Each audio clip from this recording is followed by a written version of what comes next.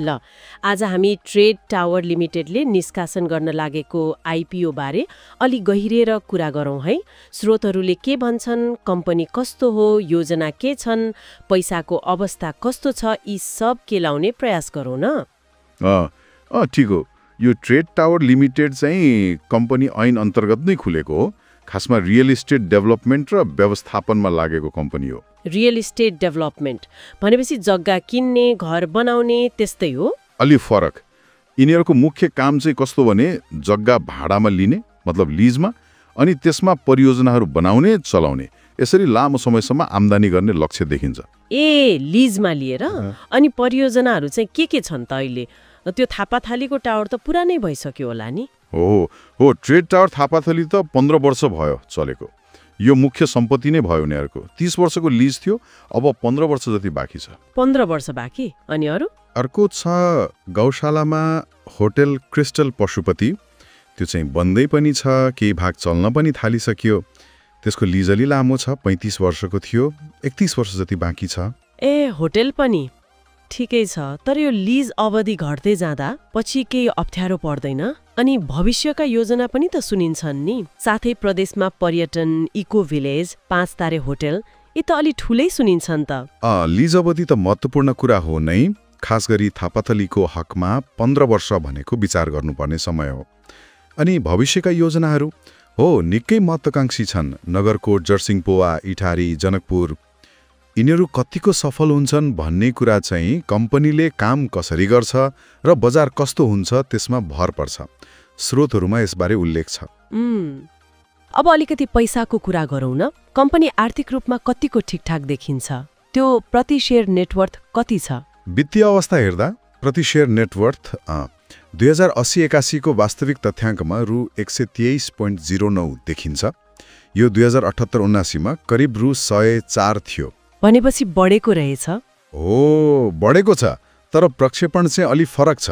2083-84 सम्म रु 115.39 हुने अनुमान छ।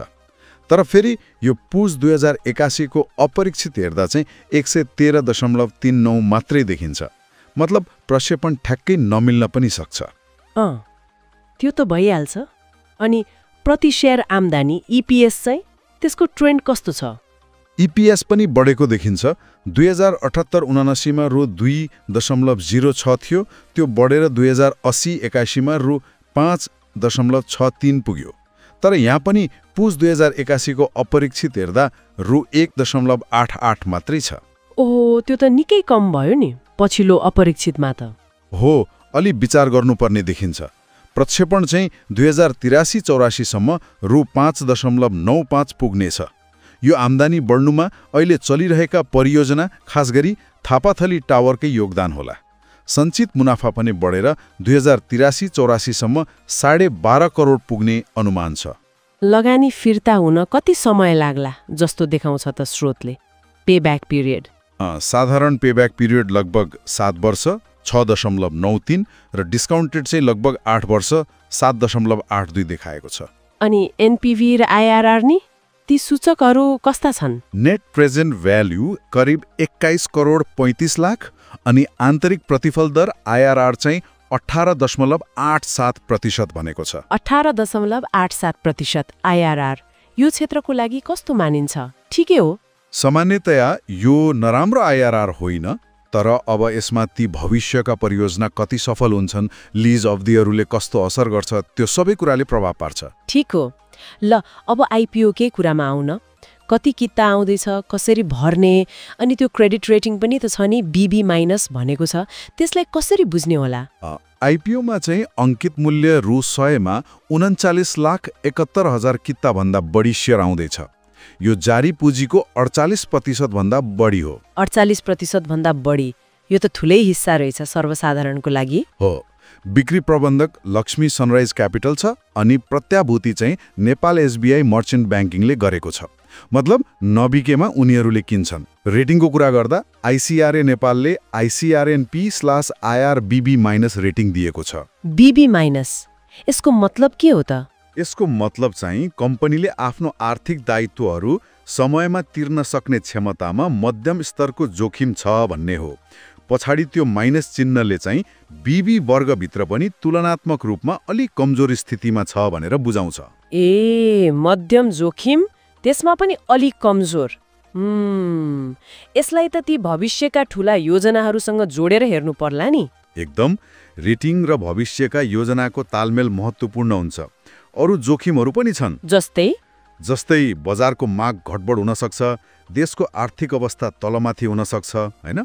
बनाउने सामानहरूको उपलब्धता, मूल्य अनि मुख्य कुरा चाहिँ पर्यटन क्षेत्रमाथिको निर्भरता। हो त नि, होटलहरू छन्, इको भिलेजको योजना छ, पर्यटनमा केही गडगड भयो भने त असर पर्छ। हो, महामारी वा आर्थिक मन्दी जस्ता कुराले पर्यटनलाई असर गर्दा कम्पनीलाई सिधै असर पर्न सक्छ। तर व्यवस्थापनले जोखिम कम गर्ने उपायहरू अपनाएको कुरा पनि स्रोतमा उल्लेख छ। अनि आवेदन दिन चाहिँ सी-आस्वा अनिवार्य छ। ठीक छ। अब आइपिओ पछि कम्पनीको पुँजी संरचना कस्तो हुन्छ? मालिकको कति हुन्छन् अनि सम्पत्ति के हुन् त खासमा? त्यो लिजको जग्गाको कुरा अलि प्रष्ट पार्दिनुस् न। आइपिओ पछि चुक्ता पुँजी 81 करोड 56 लाख पुग्छ। यसमा संस्थापकहरूको 51.3% जति र सर्वसाधारणको 48.7% जति हिस्सा हुन्छ। आधा आधी जस्तै भयो। लगभग।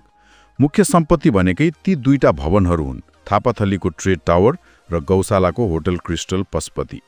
महत्त्वपूर्ण कुरा के हो भने यी भवनहरू कम्पनीको आफ्नो जग्गामा बनेका होइनन्। होइन र? होइनन्, लिजमा लिएको जग्गामा बनेका हुन्। लेखाको भाषामा यसरी लिजमा लिएको सम्पत्ति प्रयोग गर्न पाउने अधिकारलाई राइट अफ युज वा आरओयू एसेट भनेर देखाइन्छ। आरओयू एसेट मतलब जग्गा उनीहरूको होइन, तर तोकिएको समयसम्म प्रयोग गर्न पाउँछन्। हो, ठ्याक्कै त्यही हो।